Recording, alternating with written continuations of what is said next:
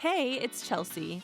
I wanted to tell you about one of my favorite parenting podcasts at the moment, Pondering Parenthood. They're fellow Vermonters who keep it real about the joys, the chaos, and all the surprises that come with raising kids. Megan and Mike dive into conversations that feel like chatting with friends over coffee. They're honest, vulnerable, and incredibly relatable. If you've ever needed a reminder that none of us have this parenting thing figured out, this is your sign to listen. Find Pondering Parenthood wherever you get your podcasts. Welcome to Quiet Connection, a podcast dedicated to ending the stigma around perinatal mental health. I'm Chelsea. Today I'm connecting with Stephanie, the founder of Connection Therapy Clinic. She joins me to share her thrust into motherhood, a journey that began with a chaotic labor while her husband was miles away on a ski trip, and evolved into navigating a late-stage autism diagnosis for her son. We're getting real about the death of the Pinterest mom dream, the clinical realities of ARFID and PDA, and why Stephanie chose to become the mama bear advocate the neurodivergent community needs. Let's dive in. Hello, today I am here with Stephanie. Stephanie, how are you? I'm great. Thank you, Chelsea. How are you? I'm okay. It's Crazy Monday. I feel like hear I you. say that every Monday. It's crazy. Yes. But I'm really excited to have you here. I'm excited to get to know more about your story. I always say I like to learn as little about you as possible beforehand because I want to meet you for real. So, with that in mind, I would love it if you could introduce yourself to my listeners and let us know who you were before you were a mom. Absolutely. And I love that you ask who I was before mom, because that person is almost like a distant person I don't even recognize, to be honest. But anyways, hi everyone. My name is Stephanie. I am a mom to an autistic, ADHD, PDA, ARFID, amazing son who just turned 9 last week. And then I also am a mom to a Spitfire, neurotypical-ish daughter who will give you a run for your money. Um, it is a little crazy with the two of them, but those are my kiddos, who I am as an individual. I own Connection Therapy Clinic, which we do speech and occupational therapy, and then I also manage Travel with Autism to try and inspire families to go travel all over the world to places that are more not as structured like Disneyland or Universal Studios and things like that. Before I was a mom, I did sales, I did marketing. I kind of floundered a little, didn't really have my direct purpose. But when I conceptualized, I'm going to be a mom someday and all of that, I thought I was going to be like that Pinterest mom. Like my kids come home from school and they have cookies, or they have homemade snacks and things like Like that. a craft We're gonna ready to go. Yes, that's Yeah. exactly where I was going. I was like, we're gonna do crafts for every single holiday, and I that was the vision I had in my brain, that's the person I was going to be. And then, as you know, you go into having an autistic kiddo and things like that, and I know it's very cheesy and corny, but the line that says, you have a plan and then God laughs. Yeah. That is 100% my life Mm-hmm. to a T. Yeah. Oh, So. I feel that. That resonates with me. And I'm sure Yeah. it's going to resonate with a lot of people. But you kind of you answered my number 2 question for me, sort of. Yeah. I always go into, did you always picture yourself being a mom? And it sounds like you had a pretty clear expectation of what kind of mom you would be. Yeah. So Yeah. not only that, but I come from a very, very big family. Ridiculous. I'll tell you, my wedding was 230 people, and 85 of those people was my immediate family. Not even extended, immediate family. So I come from a very big family. With that, I always thought that I would have 4 kids, and we would go to our religious celebrations, and we would do all the things and the Pinterest crafts and the holidays and the outings and all those things. Well, I'll tell you, after having both my kids, and especially my daughter, the Spitfire one, I'm like, yep, nope, I'm done. 2 is good. Yep, no With crafts. you. No nothing, no Play-Doh, no paint. Can't do it. Oh my God. I will avoid paint at all costs. Yes. Play-Doh, I am trying. I'm trying so hard. Maybe this is my own sensory needs, but they love the Play-Doh, right? They love those sensory Yes. seekers love the Play-Doh, and I just don't wanna be picking it out of my carpet for the next 5 years.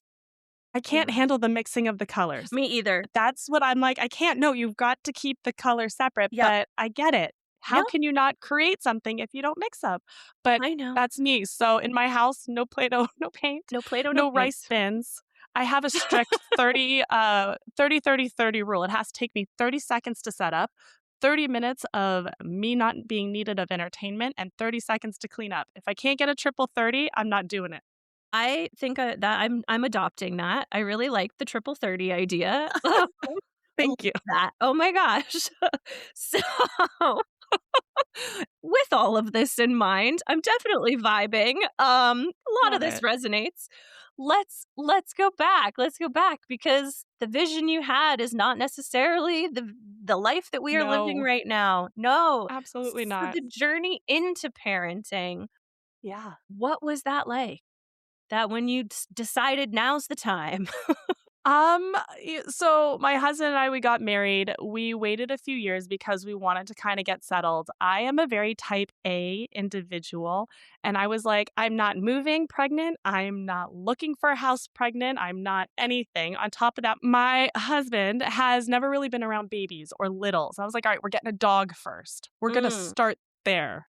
And, my husband, again, not being around babies or dogs or anything like that, we had this little puppy. We had a Samoyed. So have you ever seen the proposal and the little white fluffy dog in the yes. proposal? So that's a Samoyed. They get bigger and they stay so cute. But anyway, so we had this adorable little fluffy dog and he's like licking my husband and my husband's like, he's licking me. And I'm like, yeah, we're not having a baby anytime soon. So we had those growing pains we had to get through.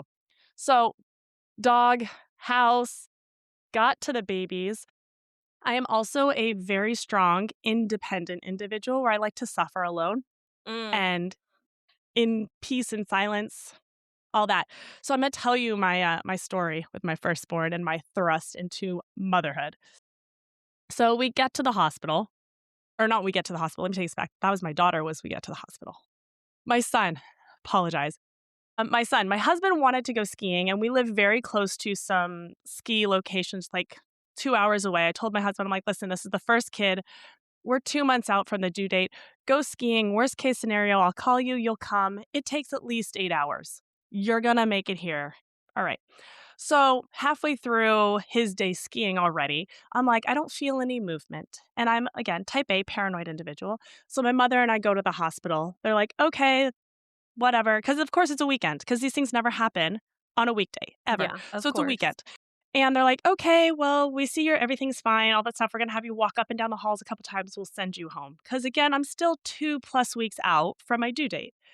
So I walk up and down the hall on my second lap. All of a sudden, the contraction comes. And God. I'm like, swell. Swell. Great. Swell. All right. So now, and of course, I'm skipping big chunks of this. I'm in labor and delivery and I'm sitting there and then my he's going to make it. This is not the story where he misses it. He does make it. But he comes running in like ski pants and I'm telling them that I'm like, I've got my husband, he's 6'5". I'm like the really tall guy in the ski pants. That's going to be my husband. Just direct him in here. So he walks in with the anesthesiologist. Like at the same time, I think I might have forgot to tell him I was actually in active labor. So he just thought I was chilling at the hospital. So he walks in with the anesthesiologist and they're like, all right, we need you to brace her shoulders right here. They pull out the, words are escaping me. The epidural Thank needle? you. The epidural Yep. needle. And all of a sudden he goes white. And then the nurse is like, sir, I think you should sit down. I will say, side note, in my husband's defense, he's been up since 3 a.m. because he had to drive to the mountains. I don't think he really ate breakfast or lunch at this point. It's like 6 p.m. at night. So we'll give it to him that maybe it was just a lack of nutrition. So he sits down. They give me the epidural. And yeah, so anyways, and then the rest of the birth goes relatively smoothly. We have our son. So that is kind of my thrust into motherhood. And it was really like I did all the things, no screen time, and I made the baby food and I did the nursing and all of that. And I laugh now because my son, as I said, he's autistic. He was very delayed in speaking. He was very delayed in a lot of things. And I always like to pull back at the point that I did all the things you're supposed to do. And I'll tell you a story after I had my daughter. I was like, because they're only 20 months apart, and my son being delayed was still very much a baby. He was not a 20-month-old, or 20-month old. He was essentially a 10-month old in a bigger kid body. So I'm trying to nurse my daughter, and I'm like, okay, we're going to put the TV on, and I'm just going to, just for like, I found some sign language video easily from the 80s. I don't know where I found this thing. But I found it and I put it on because I've been trying for like months to teach this kid, even just like milk or help or anything. I kid you not, I put this video on. In 10 minutes, he like looks at me and is like, milk. And I'm like, dude, I can't with you right now. Are you kidding me? Now is So, where you're going to show me that you can talk to me? right, exactly. And then as like my parenting journey continued with trying to nurse and take care of a newborn and an essentially 10-month-old, even though he was 20 months, we watched every single Cars movie, Monsters Inc., you name it, all of them. And all of a sudden, he's picking up words here and cars and ready, set, go. And I'm like, why? Why did I try so hard to be that perfect Pinterest mom and do all of the things and make his baby food and do all the things where he just had a different way of learning? Mhm. You touched on so many things there, and I'm curious about, I wanna, like, dig a little deeper into it. So you were like, your first birth story really was this, like, thrust into motherhood, like, "Oh, hey, things are Yeah. a little weird. Okay, now my baby's here. Oh, boy. Okay." And so that takes a toll, and then you're mothering a newborn and a growing baby who you're Yeah. realizing is delayed, Yeah. in certain areas, and that has to take a toll, right? Because you had a vision of what Yeah. motherhood was gonna look like. How did Yeah. that impact your view of yourself? Like, how were you feeling about yourself in those moments? I gotta be honest, I don't even know if I can register how I felt as a human, like, in an individual. Like, I think back on I'm one of those crazy people, I love the newborn stage, like, absolutely love it. I can function on no sleep, so, like, that part doesn't really phase me too much.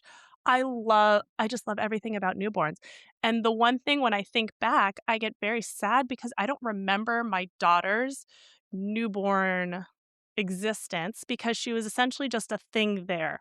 I tried nursing her. I only lasted about 2 or 3 months because I want to paint this picture for you. Because my son, again, you got to imagine he wasn't a little kid. He was a big chunker of a kid. And he actually put me on bed rest in my pregnancy because he wasn't walking yet. He was crawling. So I had to carry him everywhere. And I Mm, mean, you're talking about like this 30-pound lug of a child kind of a thing. yeah. Um, so I've got him and I'm trying to get him to walk or move or be independent so I can nurse my daughter. But then he's trying to grab her. And then I'm like, okay, I'll pump because then my daughter was having issues because my grandmother always said, if you can't handle kids, you should have had plants because you can't, there's no way, like it just is. You just got to roll with those punches. I mean, I And kill so plants, so I don't know if that would work for me. So I do too. I'm yeah, like, unless they're screaming in my face, sorry, yeah. you're not going to get the attention, the squeaky wheel thing. But you're pumping then. And so then I've got like the cords and the things hanging and everything. And I do say, thank God he wasn't nursing because I don't know how I would be able to manage him not understanding why he wasn't getting an opportunity and my daughter was. Um, but I've got the tubes hanging, I've got the pumping machine, and it's, making the pumping noises and all the things. And then I have my daughter next to me in the pack and play, but she's not just in the pack and play because she's a newborn. So she's in the pack and play in the baby rocker seat. And then I've got my son trying to get into the pack and play. And then the pumping machine is going. And it was like, that's the best way that I can describe who I was. I was a cow and a mitigator. Yeah. So, That's all, you know? I yeah, like, so you didn't even have a moment to even think about you or like if No. no. No, No. and then my son started all of his therapies at 14 months, so a couple months before my daughter was even born, and I didn't even register that there was maybe some type of neurodiversity involved because especially there's been this huge shift in the world of accepting neurodiversity and accepting autism and ADHD and all the other type of profiles, but even just 7, 8 years ago, it was still your kid isn't talking. Oh, don't it's okay. Uncle didn't start talking until he was 7 or 5 or whatever it was. Or the phrase that I used to hear all the time from my parents are, your son, he's totally with it. I hate that phrase. I hate that What does phrase that even because mean? exactly what does that mean? He can look you in the eye. He can play how he wants to play. Like, what does that mean for an 18-month-old? So, when my daughter was born, we were like in the thick of it. He was in speech therapy 3 times a week, and we were being told he probably needed occupational therapy because he was getting aggressive. So, there was, besides the pumping story, now there's my son and his therapies. And it was like this whirlwind of like, I couldn't breathe. So, when you ask me, who was I can't even answer that. I don't know who I was. I was coasting, and I don't think I even remember that part of my life. Yeah, you were completely in survival mode. Totally Yes, in survival mode, 100%. especially since your kids are so close in age. Yeah. You were navigating so much, and you said too, like, prior to this, you kind of had a totally different, like, career trajectory and everything. Yes. Did you Yes. have any sort of background knowledge on neurodiversity or Nope. autism in general? Oh, Nope. None. Nothing. Doctor Google or Doctor Google University, Google. whatever you wanna call it. Best friend right there. Yeah. Yeah. Well, I was gonna say, like, you didn't have time to even think about you or your own needs. How what sort of was your tip off that something needed investigating with your son, at Um least? Yeah, so I'm trying to think, I don't know if I had, like, a tip off, if you will. My son was in speech therapy, so we had that going, and then I remember his speech therapist telling us after she brought me in and she had me observe one of his sessions, my son, he was kind of running into a corner. He didn't really want to engage in the session. And my speech therapist was like, listen, I think he has some sensory challenges. I'd really love for him to get some experience or some engagement with an occupational therapist who can help him figure out where those challenges are and maybe give us some tools so then he can come back and get more benefit from speech therapy. Okay, great. Fine. So now he's in speech and OT.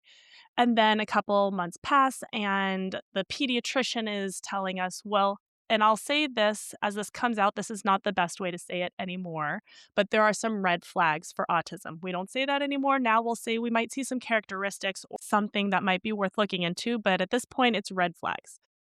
And they're like, we suggest you get a neurologist appointment. My husband and I were still in this illusion that it was just speech delay, that it was just a challenge in this moment that was not going to be something that was a neurodiversity. Because even 7 years ago, neurodiversity wasn't even a well known term. It was No. the scary A word of autism. Mhm. And that's what it was. So, God forbid, and if you're listening and your child does have autism right now, please know that this is my story from where I was at 7 years ago.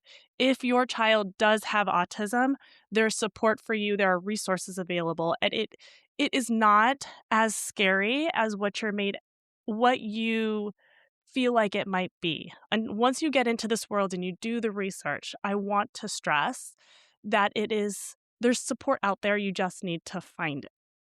So Yes. as I tell this story, just know that this is from 7 years ago of me not knowing a single thing at all and only hearing from, like, my parents from the boomer generation. And what we So grew this up with, was right? and what What we the exactly, limited exposure we had to it.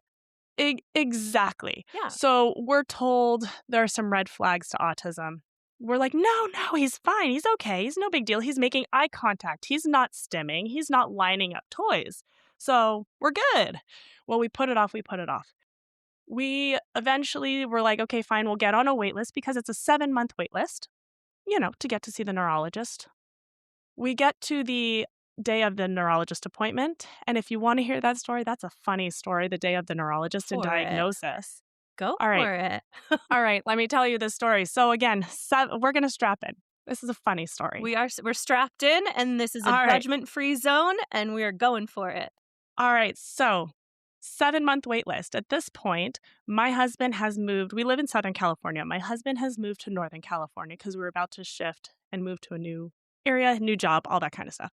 So I am staying at my parents' house because we also got new people living into our old house. So I am trying to get my son to leave to get into the car. He trips. He falls. He hits his head on the stucco outside of my parents' house and gets a nice long gash on his forehead. And if you've ever seen head injuries, they're gory. Yeah. They are not like, oh, let's just wash it off. It'll stop bleeding in a second or two. No. It's all down his face. And at this point, he's only like 18, 19 months. He is still very much a little. He's new to walking. All the things. Okay, so now we're putting compression on it. And again, this is the 7-month wait list. We waited for this appointment. And I was actively walking out the door. So it's not like I had a lot of buffer time to take care of this situation. My mother happens to have steri strips. So those are like little strips you put over something that would essentially maybe require stitches. We put that on. We put some bandages on. We drive 30 minutes to the neurologist appointment. I park the car. And as we are walking in me carrying him in, because it's a pediatric neurologist, so I thought it would be a space for a child. I notice the blood is dripping through the bandage down his face. And I'm like, okay, it's okay. They're going to have a Band-Aid. I'll see if they have a Band-Aid. We walk into the office and I'm like, do you have a Band-Aid? They're like, no, we don't. And I'm like, you're a pediatrician office. How do you not have a Band-Aid? Yeah. Well, so I got some tissues. We got tissues. Okay, so now we're going to walk into the neurologist office. And I have to paint the picture for you because I cannot make this up. We walk into the neurologist's office and a pediatric neurologist. And it's like you're walking into an attorney's office. There's this humongous mahogany desk that the doctor is sitting behind. There are these like humongous mahogany bookcases that she has porcelain Disney figurines on, plus glass picture frames. And it's like at shelf height, counter level. That's the phrase, counter level. And normally when I go to a doctor's office that I feel like I'm going to have to talk a lot at, I will put my son in a stroller because I can't contain him because the way I now know he stemmed when he was younger is he would run in circles nonstop. And that's just how he regulated.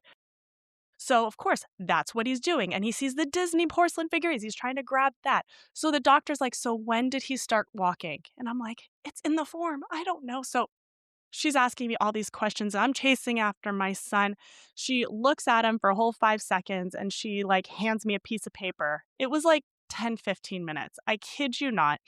And I'm like looking at it and it's like speech therapy, OT, ABA therapy and stuff like that. And then it had like something on it. I can't even remember. And I'm like, wait, so does he have autism? She's like, yeah, obviously. And I'm like, huh? What? Yeah. That was what she said. Yeah, obviously. And we're not going to forget there's blood dripping down his forehead. Let's not forget the blood at this moment. And I'm like holding him upside down. And I'm like, wait, but how did you get to that realization? Because I saw you did the little knee flexy thing with the triangle. And you asked him a couple questions like, well, that. And then I asked you if he used to wave. And you said he had to be taught that. And when you picked him up, he went limp. So that's low muscle tone. I'm like, okay, but if you picked up any other tantruming 2-year-old, they're going to go limp. So it was like this whole thing. Okay, day's not over. So he's still bleeding from his forehead. I've got this now diagnosis prescription in my hand, bleeding from the forehead, crying in the car. I'm calling my mom because again, my husband's like in another part of the state. Yeah. And I'm like, what do I do? Oh my gosh. And she's like, well, you need to go to the ER because he's still bleeding. And it's like 4 hours later. So I go to the ER and my son has to get 7 stitches because of his gash in his head because it was like a vertical cut and not a horizontal cut. So they couldn't use the glue and the stitching. So forever, August 18th will be a day I remember. You'll never forget. Never forget. That's our autism diagnosis story. My gosh. And this is okay. So at this point, you had not had your daughter at this point. She was 2 months old. Oh my gosh. She was 2 Okay. months. She was 2, so Yeah, you had a she was 2 months old. 2-month-old, Yeah. and you just get this autism diagnosis in the most chaotic way I think I've ever heard. So, you're juggling essentially a newborn, an infant, Yeah. and then this brand new Yep. diagnosis that you have incredibly limited information about. Um, Mhm. to you guys, like, he's just doing speech therapy because he needs some speech Yeah. therapy, and then all of a Yeah. sudden, the A Then out of word nowhere. Yeah, gets dropped. exactly. Yeah. Yep, Yeah. exactly, and that's exactly how it felt, and we were I would say in this moment, I was mildly still in denial, and I want to stress that because I feel like a lot of therapists will see parents that don't want their kid to get diagnosed, or therapists will see kids be like, "Oh, yeah, immediately I know that kid is autistic," and they're like, "Oh, the parents are in denial." And I feel like that's one of the things that are very important to me is to train therapists to understand denial is okay. It's part of that process. There's Yeah. denial and there's grief and then there's acceptance. You are not going to get parents that are all in and like, yes, give my kid every single therapy, every support that they need that's beneficial until they go through that whole phase. And so even when I had that diagnosis for my son, again, probably because the experience that we had that I did not feel like my son was seen for who he was. I didn't feel like I was seen as a mother, as someone who genuinely, like, again, I'm an A type of parent. Like, I had all the ducks in the row. I filled out every single form. When they tell you, tell me about your child, like, I don't just be like, my son is a little aggressive and is a speech like no, like it is a dissertation. And this is before Chat GPT existed. So like it is handwritten there. Yeah. So it's all there. And that's the kind of information. So I went in with all of this and like essentially, I don't even know if I wanted to hear a diagnosis or not want to be honest. I don't remember where my brain was at, but I was still in this mild there's no way my son, he couldn't have autism. No, it's my son. Like, Yeah. I did all the right things. I did them all. That kind of a concept. And so it's very hard to get into that moment when it's like, no, here's your diagnosis. Here's the big A word. And then I will say on another side of it, and I think this also doesn't get discussed enough, is your partner. And when they get on board, because I gotta be honest, I said I own a speech and OT clinic, and a lot of the reason I created it is because I felt like there was no space out there that honored me as a parent or my son. And I started this clinic 3 years ago. My husband stopped being in denial maybe a year ago.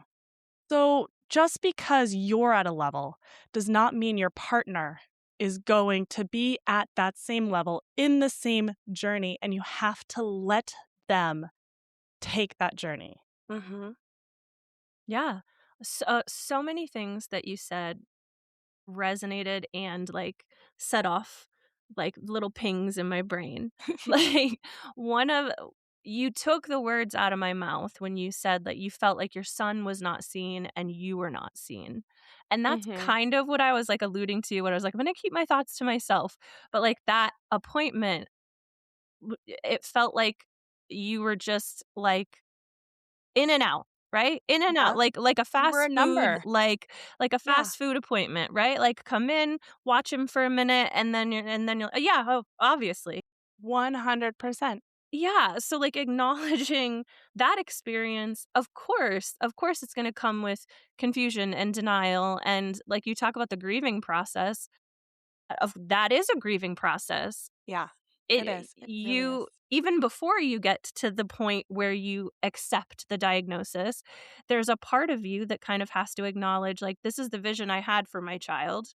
Exactly, and that's exactly what I was gonna say is when parents who have autistic kids or have kids that are neurodivergent and we talk about the grieving process, I think there is a quick assumption to be like, "Oh, but your child's still here. You're not grieving your child." And I try to give this analogy because obviously I'll say majority and most parents love their child and do anything they absolutely possibly can within their capacity to give their child the best life that is available to them. When we say grieving process, we're not talking about a child that is no longer there. The analogy I use is like, say you're a doctor. Your dad was a doctor. your dad's dad was a doctor, and now you find out you're going to have a child. You're like, oh, my child's going to be a doctor. I can't wait. And you're imagining this whole life and everything that goes into that. Then you have your child, they get older, and they're like, actually, I like literature, or I want to be an artist.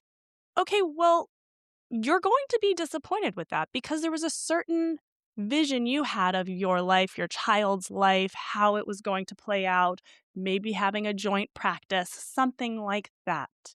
And that's no longer the case.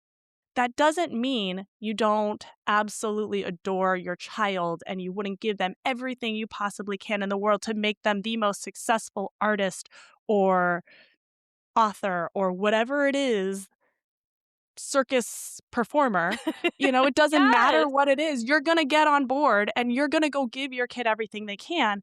But you still had enough vision in your mind at one point that they were going to open up a joint practice with you. Uh-huh. That is the grief that we talk about. And that is the hurdle, because that's what it is. It's one step to the acceptance part that parents have to go through. You can't pass that level. Yeah. Yeah, I think for every person, each stage kind of, it's going to be a different duration. You may go in a different Hmm. order. You may Yeah. but um again, it's not about me, it's not about my story, but coming from, we are a very neurosparkly family, and I can 100% relate to thinking things are going to look a certain way, Yep. and then having to come to terms with the fact that that's not the vision anymore. It doesn't Right. mean that the new vision can't be something beautiful. Exactly. And it's Exactly. not always gonna be beautiful. Um, No. it's not always gonna be beautiful, but there is still beauty in it. Right, because if let's use that analogy, going to becoming a doctor, you're still gonna go to med school, you still gotta get in, you still gotta do your board. So, just because that's the life that you imagine, that doesn't mean life isn't gonna come with challenges. Just on the same side of it, life is not meant to be lived without challenge. Mhm. And it's just how you approach those situations, you approach those challenges that sets you up for the next stage in the next journey. Well, what's really striking to me though is for someone who really didn't have much of a background in this and who was Mhm. really slammed with a lot as a first-time parent and then very Mhm. quickly a second-time parent. Yes. And I'm sure you can, you can correct me. It sounds like you kinda went all in. You like, Yes, I once did. you got to that understanding and Mhm. acceptance, you jumped in with both feet. I did, and that's a little bit of my personality, and I have started to realize that, and as I'm learning more, I'm realizing that girls that are on the spectrum present very differently than boys. And there are a lot of women that are getting older where their kids are getting diagnosed that they're almost self-diagnosing themselves. I am one of them. The more I learn about how girls present younger that are autistic, I'm like, yep, that's me. I had an issue with clothing. Oh, yeah, perfectionist. That's me. Remember type A personality? Yep, that's me. All those things. And I'm also learning that you present yourself as when you're stressed out, that, oh no, life is good. And people tell you, I don't know how you're handling it, and you thrive off that. Yeah, that's also like part of it. All of these things. It's And I used to masking. live. It's Exactly. It's masking. all masking. It's becoming this professional masker and having all those internal thoughts. It's part of it. And I used to live, and I still do, but now I'm realizing it's not really that great of a quote by Ralph Waldo Emerson of do not go where the path may lead. Instead, leave a path or leave a trail for others to follow. And that kind of has always been my driving force with everything. And when there's this one story that I tell that we're at a clinic that my son was getting speech and OT and ABA. And if we want to jump into that ABA topic, we totally can. Um, I'm open to it. I'm open to it, and but yeah, yeah, we'll see where it goes. so and they were just pushing me in a direction that I did not feel like was best for my son. The speech and OT therapist, amazing, the best people, and that's why I stayed there. But it was a really bad experience, and I remember crying on a curb to another autism mom, like, what do I do? This is not the right direction. This is not helping my son. It's making it worse for my son. And I don't know what to do. And I think she like jokingly was like, well, just create it yourself. And I was like, huh, create it myself. I could do that. I could do that, yeah. How hard could it be? I mean, I could do that, and then I could do it, and then I could come with a parent perspective. I could coach parents and help them feel like they're not a crazy person, and then I can bring on therapists and coach them on the parent perspective from that side of it. So those 2 therapists that I thought were amazing, yeah, they're my partners, and we did it. And you did. So, You created it. yeah, Yeah, exactly. So I guess I jumped in with both feet you and did. everything, and my Yeah. whole body, And your whole body, and everything. Everyone, just come on. It's a pool come party with at this me. point. We're all getting in. Oh Yeah. my goodness. Yeah, I don't even know where to begin. I don't know where to begin because, well, okay. What's so challenging for me is that there are so many aspects of your story and your son's Yes. story that pull Yeah. at me, that tug at me, that I'm like, oh, like I can relate to that, or oh, I understand that. And then I keep trying so hard to bring it back to you in all of this. And It's because but it's hard, right? Because yeah, it is. you were, and I don't know if you would say you still are, like all consumed with both of your children. I mean, Yeah. primarily your son's needs seem to be taking a little bit of a higher priority because they needed Yeah. to. Right, Um, exactly. but you had 2 very little kids. There wasn't Mhm. time or space to even process what you were thinking. No, no, and I think that adds to the capability of me able to fully either create the clinic or do the things that I do because I didn't fully process it. It was, I'm going all in because that's what needs to happen, and so I was able to process that. But when you're asking about me as a person, I'm, like, in this moment trying to think about who's Stephanie right now? We were talking in the very, very beginning, and sorry to jump to the beginning of that. I Go was in for it. marketing and things like that, but I have a very hard time, and this probably goes back to the fact that I'm self-diagnosed autism. Um, I have a very hard time doing something if I am not all in and passionate and pulling that line. When I did sales and marketing, it was always for something healthcare related. I mean, I even did medical waste, but it was still medical. It was still helping in some way because there needs to be more than just I'm selling a product. I'm talking up to buy Q-tips, kind of a thing. I need it to be connecting. And so I would kind of jump and I would get a little grief from my family, like, oh, Stephanie's bored with that one. Here she goes to another job every year and a half, 2 years. I'm like, I can't do it. It doesn't speak to me. I need something that I am wholeheartedly body and mind. I cannot separate work life balance because I need it to be all encompassing. And so that's exactly, there is no separation. There is no Stephanie without Connection Therapy Clinic. There's no Stephanie without my son or my daughter. I will say that I can look back on who I was before having children, and I will admit I was a judgmental, not happy individual, and we'll just leave it those examples. And now I can genuinely say I choose to be happy. I went through a process where people would be like, "Oh, how are you?" I'm like, "I'm actively happy because I'm going to choose to be happy. I'm not going to approach this world and this life in this, how are you today? Still kicking. Here I am alive today," because that used to be my answer. Yeah. And then I realized, like, how messed up is that for you to be going through life, like, still kicking, and you're in your early 20s. There needs to be a better route. And so I chose this phrase of actively happy, and then it actually manifested to being, I am a happy person. I used to be very judgmental. You watch the Grammys and be like, "Oh, what's she wearing? That does not look good on her." Or like, they chose to walk out in public like that?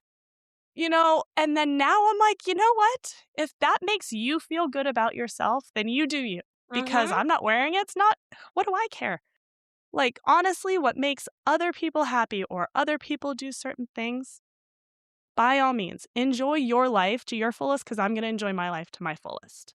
Goes back to what you said, when you were talking about how you were trying to, like, pump or nurse with your daughter, and you finally were like, "Okay, we're just gonna turn something on." It's a Yeah, shift in perspective. You do what you need to right. do, and at this point in your life, what's serving you is like, you do you. You do you, and Exactly. I'll do me, right? Exactly. Yeah, And but it's not said with a, you do you yeah, over there. no, Like, no. it's said with like the most genuine, like, I genuinely want you to do what makes you happy, what works for your life. So if no screen time and no red dye 40 and no gluten and no whatever works for you, I genuinely want you to do that. For me, that doesn't work because all my son eats are chicken nuggets and I need him fed. But if Yes, it's one of those yes. things like, I'm gonna do me, you absolutely do you, and I will support you however you need it to be. Yes. Ugh. Ugh. Okay. You are you are hitting my heartstrings in all like I try so hard. I'm telling you, Stephanie, I try so hard to not infuse myself, but I can relate so deeply to the like I just can't invest in something if I'm not passionate about it. Yeah. Um I agree. right and and hearing you talk about like yeah, I am not separate from like, there is no me without this. There is no me without my Right. son. There's no me without um, I think that's something that I'm trying to adapt a little bit. The same time, that's not everyone though too. No, There's a time exactly. and place, like, that is me, that is who I am. I have always been about those that are closest to me, those that would go to war for me, those that are under my protection, like my kids, my dogs even. My dogs are my children. I am that type of Yeah. person. I'm sorry. I have 2 now, by the way. It's more than just the Smoyed. Now I have a Malamute. My god. There and now I'm telling my husband I need a third. I My have issues, daughter would guys. lose her mind. But One of her hyperfixations is dogs, all things dogs. So she'd lose yes. her mind. But Yes. But yeah, you're absolutely right. I am it's like solidarity in the fact that like, yeah, I see myself in that. Yeah. Like tying yourself to what you're passionate about. 100%. Yeah. Yeah.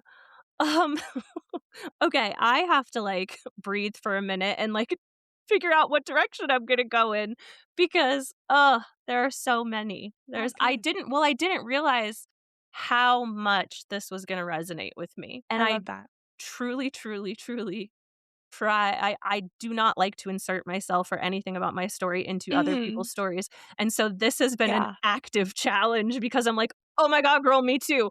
Oh my god, girl, me too," but I can't. So I have to, like, breathe and figure Yeah. out oh my god. So we have been talking a lot about like those early days of diagnosis, and then how that shifted you into this new career path and this new passion. Let's kind of talk about today because your kids are older now. Yeah. Right. 7 and 9. It's not the chunky little toddler with the head No. gash in the in the so Yep. I He the still has a scar though, I'll he say, still I'll has see a it there. scar. I still has a scar, You I will still never see it. forget that day. No. No. August 18th. August 18th. I'm gonna remember it now and be like, "Why am I what about this day is oh, I remember, Stephanie told me." Yeah. My god.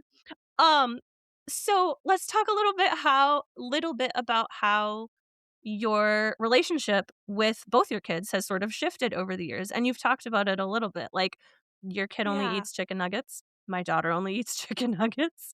I don't Yeah. know if you do this, but we buy the chicken nuggets that have the plant protein in them too, so that she's getting So I something. would try, but my son You is wouldn't do so it? very specific. No, he Oh. will only eat letter dino nuggets, We not do just dino dino nuggets. nuggets. Oh, no, because 'cause they're different than the letter Letter dino dino nuggets. nuggets. Okay. It's a different, like, breading, and I don't, put it in the air fryer or a toaster or an oven, he wants it in the microwave. That's Oh, it. so he likes it Microwave 1 soft. minute each side. Exactly, and those he won't Okay. eat chicken nuggets if we go out to a restaurant. He won't eat them if anybody else but, like, me or someone who knows how to make it in the microwave, which literally is throw it in the microwave for 1 minute each side. Yeah. He won't eat them. It has to be that brand made that way. So, Now, he does have a couple other things that he does eat, but it's pretty limited. yeah, for listeners, again, this is not where we would typically go, but I want to go there. For listeners who aren't familiar with ARFID, because we are also Yeah. dealing with ARFID, can Yeah. you explain a little bit about what that is and why it's not just picky eating? So it depends upon each individual kid. And ARFID is avoidant restrictive, I forget what the I is, disorder. Intense? I know I Maybe? can't Let's remember just what the call I it intense. Okay, I'm Because it gonna is. It's Google it. intense. I'm gonna All right. Google it because while we do this, because I always forget what the I is too. I And know. and Okay. I was a special educator. I'm supposed to know what this is. So let me explain it between my two kids because, of course, why would I have a kid that has ARFID and not also have a picky eating child? So I have Exactly. both, and I'm going to explain it to you. So my daughter is picky eating. It is the most phase type thing that every kid does go through. And she will eat the chicken nuggets, the same chicken nuggets that my son, quesadillas, and all those things. However, I can sometimes bribe her in whatever bribe that is for her to try something, to lick it. That doesn't mean she's going to like it. That doesn't mean that she's going to eat the whole plate and magically, oh my God, this is an amazing new food. She's still going to be picky, but I can bribe her to actually try something. Mhm. Or she can, within her own free will, be like, oh, maybe I'll try something. And that's great. That's picky eating. A kid with ARFID is a kid where trying new foods or adding on a new food physically does something within their body that puts them into a fight, flight, or freeze state of mind. And I will never forget this one experience. And I know we're talking about my kids older, but still, this was when my son was maybe about 5. We started doing more intense feeding therapy. And this is before I even realized that he had ARFID, and I thought it was just picky eating. But we put him at our table, which was a demand. So that's one thing that made it hard for him. I made him sit. That was another thing that added on to his demands because my son also has PDA, which is pathological demand avoidance, or the way I like to look at it, persuasive drive for autonomy. We can get into that in a second. All the lingo. I It's really great. like that, though. I really like that. It gives a better picture of what PDA is. But Yeah. anyways, at the table, sitting, and I put a plate out for him. Now, I want you to imagine this plate. It's one of those suction plates that stick to the table. It's got 3 sections. 2 of those sections are his preferred foods. I'm talking his chicken nuggets and blueberries. This kid is going to turn into a blueberry. I kid you not. Every time we go to the dentist, they're like, oh my God, this staining. And then they're like, oh, it comes off quick. I'm like, yeah, it's because it's blueberries. They're like, oh, we normally see this with like 18-month-olds. I'm like, yeah, thank you. Thank you for that nugget. Great. Anyways, then in the third thing, I have, I think, those same chicken nuggets that he eats, but I cut them into a different presentation. He will not touch those chicken nuggets. Not only will he not touch those chicken nuggets, he now won't sit at the table. And when I try to get him to the table, he is fighting me. He's kicking me. He is completely done with the situation. He will not touch them because it is presented in a different way. It's not just a kid who is having a tantrum. This is a kid who is in the flight and fight mentality in his brain because he cannot process that his food is different. And he's not actively choosing to behave like this. This is how his brain is internalizing this change in environment. It's And once you presenting as start a danger. Exactly. Thank you. Yes, exactly. It is presenting as a danger to his brain. And once you start looking at behaviors from kiddos that are neurodivergent as their brain is perceiving this situation as a danger, as a risk to their life, you start to change the way you approach situations. You're like, is this demand worth it? Is changing the situation worth it? Right now, I can tell you the foods my son is eating. He'll eat frozen meatballs from Costco. He'll eat these chicken nuggets. He'll eat a quesadilla that I microwave for him with the right cheese and the right things. He'll eat blueberries and he'll eat spinach if I put it in the smoothie he likes. You know what? That sounds like a well balanced diet to me. I'm not touching that. That's not the hill I'm dying on right now. No. No. And I mean, I'm impressed that he's eating spinach and that he's eating blueberries. Um, Yep. I am impressed. If he could have a chat with my daughter, that would be really cool. Um, yeah, anyway. So, yeah, and I ask that because again, like this isn't we're not all it's not all about this isn't like a lesson about autism day, but this Right. is your No. family and this is your Yes. experience. And I think ARFID is also very misunderstood. I think a lot of families are like, oh, they're just picky. They're just picky. Just put it on their plate and they'll eat it if they want to. And it's like, no, this is presenting as a danger. Yes, exactly, exactly. And going back to like my daughter, I could take her and have food put on the plate or next to her so she gets the exposure. For her, that's she'll do that. She'll be like, I don't want to eat that, but she'll be able to sit there with it on her plate. My son would perceive it. It could have been a shark on his plate ready to eat his Yeah. face. And that's how his brain presents it. Yeah. Yeah. Thank you. Thank you for giving, especially your family's experience with ARFID and your son's experience with it, because that adds another layer to parenting in general. Let's just say this to umbrella your entire story up to this point. Parenting in general is a battlefield. It's a minefield, and it very, very rarely is going to look like that Pinterest, like, Yep. portrait that we all have of the cookies and the crafts waiting for our kids after school. It might last for a Mhm. little while, but it's not sustainable, at least not Exactly. for me. To add on top of that, you are navigating circumstances that you didn't even anticipate. I mean, none of us can anticipate what we're gonna face in parenthood. None of us can. And I think also speaking as another family who is a neurodiverse, it's all we've known, right? Right. Yeah. Right. So Absolutely. this is how your family functions. And it goes back to like what you were saying, like, I'm happy. I'm gonna do Yeah. me and you do you. Exactly, Right? and, like I said, when you asked me in the very beginning, "How did you picture motherhood?" or "How did you picture your life?" I was like, "Oh, I was gonna be that Pinterest mom on the porch baking cookies and being the cool kid, like, house that every kid comes over and does the play dates and does the things, and I'm gonna be that parent and or that family and all that." Well, let me tell you, my son, he's 9, he's had 3 play dates in his life Yeah. because it's just too much. It's too much to have kids over, it's too much to have friends come over, all of it. I am not that mom who everybody is like, "Oh, that's the mom of moms. I want to be like her," which is fine because I that is not my aspiration anymore. Right now, my aspiration is I want the school to be scared of me when I walk in because they're not giving my son the accommodations. I want them to be scared in the most respectful way possible.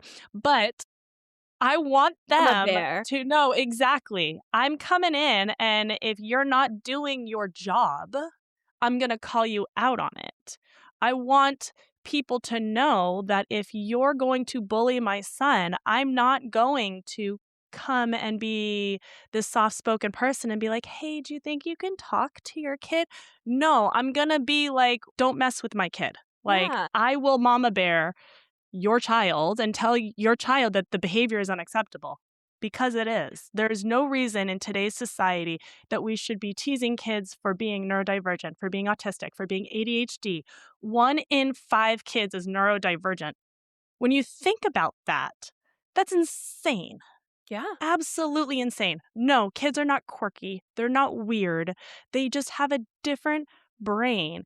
And us as parents, kind of going back to that parent, it starts with us. So if we're seeing a kid, and I am very passionate about this right now because my son was bullied last year and he's had a couple remarks said to him this year. We actually ended up changing schools. So I'm like in this part right now as my son gets older, where some kid said to my son, "Oh, you're ADHD," or something like that, which no one at his school knows that he is autistic because he's now at the stage where he's like, "Mom, don't tell anybody." I'm like, "All right, I'm not going to tell anybody except for the people who need to know. So your Right. teachers know, the administration knows. I'm not going to tell parents and kids because that's not my place. You can tell them if you want." And we talk about autism very openly in our family. My son knows he's autistic. He knows how to communicate his needs and his wants and supports that he needs. Um, but going back to the bullying thing, that's learned behavior from parents. And that's what truly is just like really getting me on fire as a parent because kids do not wake up calling other kids ADHD or something like that. That is from the parents. And I don't know what to do with that. Yeah. That's my current struggle. Yeah. I First of all, I appreciate you being so vulnerable and honest about that and feeling safe in doing that. Because I see you and I understand that frustration because just like you said, like 1 in 5 kids is neurodiverse. Um, this isn't a new thing, like we're being told. And I think if there were really more studies done, we would find that Yeah. most adults are also Yeah. neurodiverse. Um, Absolutely. and I think again, this is me and my opinion, but what I think that that says is that we all just think I don't even want to say just. We all think and process differently. Yes. Some of us, when we say neurodiverse, that can be so many different diagnoses. That could be Mhm. autism, that could be Fragile X, that could be Down Yeah. syndrome, that could be but we are not made to be machines that are clones and clones and clones of each other. Right. So, and even hearing you say that like someone called your son ADHD, I'm like, that's not even like what kind of an insult is that? That's a Exactly. diagnosis, right? Like, oh, you're Right. ADHD. Like, well, I might have ADHD, but Right, like, what exactly, does and that that's mean? exactly, that's Yeah. like and that's what I'm saying, like, the kid doesn't even know, but you can tell the intent is Yes. meant with some type of aggression or meant in a mean way. That's like when you see a kid running around or having a lot of energy or something, you're like, "Oh, that's an ADD or ADD kid," or ADHD. Yeah. something like that. Like, it's like, why would you even say that? What is the purpose? What are you adding to the conversation? To be able to actually voice that out of your mouth to someone else. The mama bear in me sees the mama bear in you, and I'm getting so much more fired up than I anticipated. But it goes right back to, and I feel the same way, it goes back to you do you and let me do me, right? Yep. And then on Just and don't not mess with in my a kid or right, I will don't be mess getting in your do you business. exactly, exactly. But that's kind of uh, let me know if this resonates with you, but it's like you said, it's not in a malicious, like, well, you do you way. It's more Right. like, why do we need to be pointing out these things about each other? Exactly. Yeah. Why Absolutely. why can we not coexist? And if you're Right. curious, you can ask me Yeah. and and let that Yeah. be that. Right. I'll Yeah? tell you a story that just happened. The most beautiful thing after talking about kids bullying, I'll do the flip side of that of how beautiful sometimes kids can be. I said that my son knows he's autistic. He is very verbal about it when he wants to be and he wants to share it. He told me recently that he did tell his best friend that I'm autistic. And I was like, "Oh, that's awesome. What'd your friends say?" He's like, "Oh, cool." And then we went and played. And I'm like, "Awesome. Yeah. Awesome. That's how it should be." It should be no different than like any other type of neurodiversity or neuro anything or personal Or like the preference color of your or hair, color. right? Like, Yes, exactly. yeah, I dyed my Like hair there's red. Oh, cool. Let's go okay, play. cool. Yeah, exactly. Yeah. No big deal. You do Right. you and I'm going to do me and we'll still go play and go push each other on the swings. Yes. Ugh. That's all it needs to be. I literally could talk to you forever. I But have stories. I I know. think I'm going to So write a book. I the am on the oh, fence. you should. You should, you should. And this is coming from someone who has been told repeatedly to write a book, and I'm like, I don't know when I'm gonna have the time. Please write the Right? book. Please write the book. I will read it. So again, this has definitely been an episode where I've gotten more fired up than I typically do. But like I just said, like 30 seconds ago, the mama bear in me sees the mama bear in you. Mhm. And I think it's important to have conversations like this. And yeah, sometimes I get thrown off when I try really hard to pull the focus in to you, Yeah. right? I want to like get to the Mhm. heart of you when really Yeah. you're telling me all along, this is the heart of me. My Exactly. And kids, my son is the heart of me. What I do yeah. now is the heart of me. You've been telling me Yes. all along, and I just had to listen.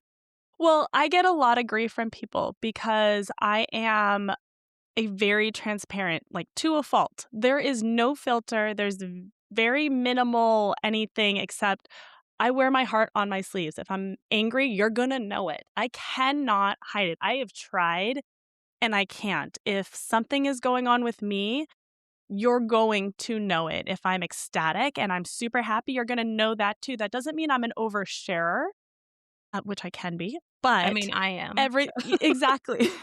But I am very transparent, and especially when it comes to the platform of my kids, both of them. I know we've spoke a lot heavily on my son and our path and our journey with him specifically, but both my kids and my husband and my dogs and everything about it. Like, I am going to share, and my heart is going to be in every single one of my stories because there is everything that I am, I give to everybody that I can, and that makes me happy. So maybe it's a little selfish that makes me happy to give to other people, or maybe it's the autism in me. I don't know which one it is, but I will take it because I have to say, no matter on my most stressed day right now with everything I'm doing, my heart is full and I am happy. And I feel like what I'm doing and contributing to the world and to my family is worth every second that I do.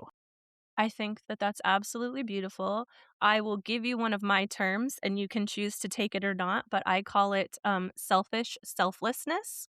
Yes, I love Um, that. yeah, because just like doing this, just like speaking with you, it's an opportunity for you to share your story, but it's Mhm. also an opportunity for me to connect. And I say every time I meet with a new guest, a tiny little part of me like clicks into place or like a little piece of me gets filled. So I call it selfish selflessness, I love that. if that feels good to Yes, it you. does. It does.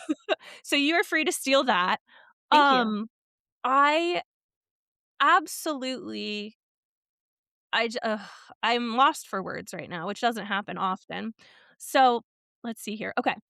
Before we bring it home, Mhm, um, I because we didn't get to talk a whole lot about what you have created and what you're doing. We've touched on it mhm. briefly, but if my Yeah. listeners want to learn more about you, everything will be listed in the show notes, but for the people who don't check the show notes, where is the best place for them to find you and the work that you're doing? Absolutely. So you can find me on Instagram. It's Connection, Connection, Therapy Clinic. That's our Instagram handle, all one word. Or you can find me on my website, which is the same word, .com, Easy, connectiontherapyclinic.com. I keep it easy. simple. And it's got connection in All there so you can't forget it. This is quiet exactly. connection, and that is connection. You just yes, you have no excuse. Ex exactly. It's all there. You can contact me on my contact information, my clinic information, my travel with autism information. It's all there. And if I may, what I would love to leave your listeners with are two things. Mhm. One, if you do have a neurodivergent kiddo, or you want to find out more information about neurodiversities, but you don't want to go down the deep, dark, scary web of misinformation, I do have an AI. It's called Steph AI, Steffi. Oh, It is on. Yes, thank you. I was very proud of myself for that one. Which is funny because I hate being called Steffi personally. well, that's okay. But That's it your works for the AI. AI, Yeah. exactly. So you can go on there and you can ask it anything that you want. You can ask it for prompts on how to do an email. You can ask it on, I'll say it, do vaccines cause autism? It's going to give you a response with case studies, large scale case studies on the findings and what you should know about and not going into the web of misinformation. Any questions that you have. Hey, my mom is telling me my son isn't autistic, but I think he is. You can have a conversation. The deep scaries of, I don't think I'm being a good mom. And tell them straight up, you can cuss at it. You can say bad words to it. I've tested it. I've tried it all. Go there and feel confident that you have a safe space and nobody can read what you're writing. Not even me who created it, but it has my entire brain, everything of my empathy, everything that I would share to you if you can't get in touch with me at 2 a.m. You can go on there and you can ask it anything. And the last nugget that I do want to leave your listeners with is if you are stuck in it right now, you feel like you can't breathe, just know you're not alone. We have all been there, whether you have a neurodivergent kiddo, a neurotypical kiddo, you're overwhelmed, you have personal stresses going on. You are not alone. And the first thing to do is take a breath. It's hard, really hard. But one breath can lead to 2, can lead to 3, and you can do it. I love that. You wrapped up my episode without me even having to prompt you. Stephanie, you're a pro. You're a pro. I didn't even have to do my little outro spiel. You just did it. Yeah. Thank you. Thank you so much for your candor, for your honesty, for your vulnerability, for your passion. My pleasure. And I am excited to follow your journey. So thank you you. for joining me today. Yeah, my pleasure. Thank you, Chelsea. I appreciate it. I am so grateful to Stephanie for her radical honesty and for reminding us that while parenting a neurodivergent child can feel like a minefield, you are never alone. If you're looking for more about Stephanie and her resources, be sure to check the show notes. If you want to connect and learn more about Quiet Connection, you can find us on social media at Quiet Connection Podcast. If you'd like to share your story, you can visit our website, quietconnectionpodcast.com, or email me at chelsea@quietconnectionpodcast.com. As always, remember to take a breath, refill your water bottle, and find a glimmer in your day. Until next time, remember, you are not alone. I see you.